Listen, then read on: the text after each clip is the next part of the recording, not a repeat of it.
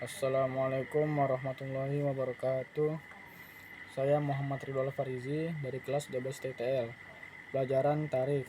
Saya akan membahas tentang strategi dakwah Islam di Indonesia dalam bentuk peta konsep.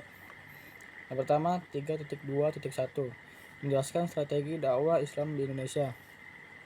Pada awalnya, masuknya di Indonesia adalah perdagangan, tetapi setelah itu masih banyak strategi lainnya yang dilakukan untuk menyebarkan agama Islam ke semua penjuru Nusantara. Strategi dakwah dilakukan melalui berbagai metode dan umumnya datang dengan damai.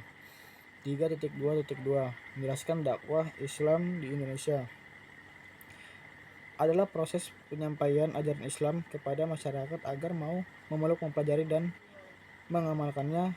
Tujuan utamanya adalah mewujudkan kebahagiaan dan kesejahteraan hidup di dunia dan di akhirat untuk mendapatkan ridha Allah Subhanahu wa taala. 3.2.3 mengevaluasi strategi dakwah di Indonesia. Penyampaian ajaran Islam di Indonesia umumnya dilakukan dengan strategi kedamaian. Ada beberapa strategi yang digunakan para dakwah dalam menyebarkan syariat Islam. 4.2.1 menunjukkan prinsip-prinsip strategi dakwah di Indonesia.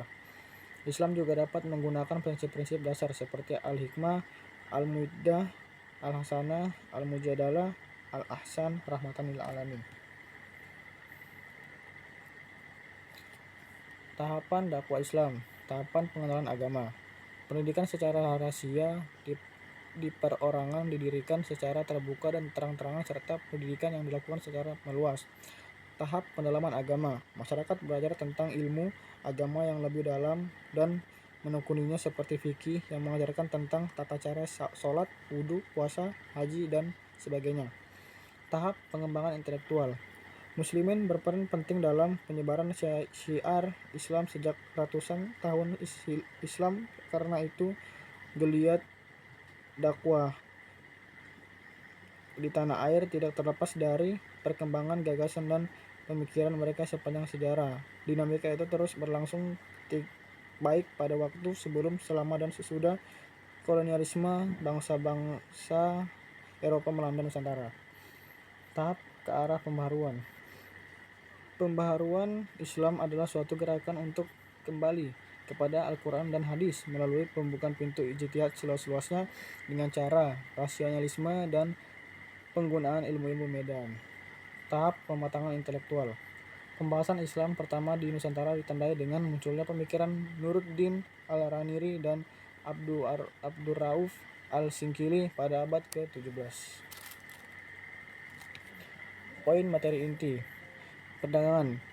Islam diperkirakan masuk ke Indonesia melalui jalur perdagangan sejak abad ke-7 hingga abad ke-11.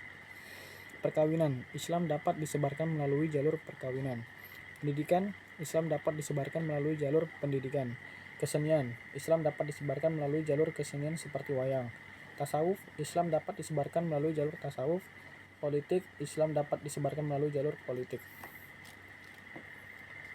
Kesimpulannya, secara keseluruhan, strategi dakwah Islam di Indonesia berupa untuk menyeimbangkan antara mempertahankan nilai-nilai tradisional dan beradaptasi dengan perkembangan zaman serta kebutuhan masyarakat.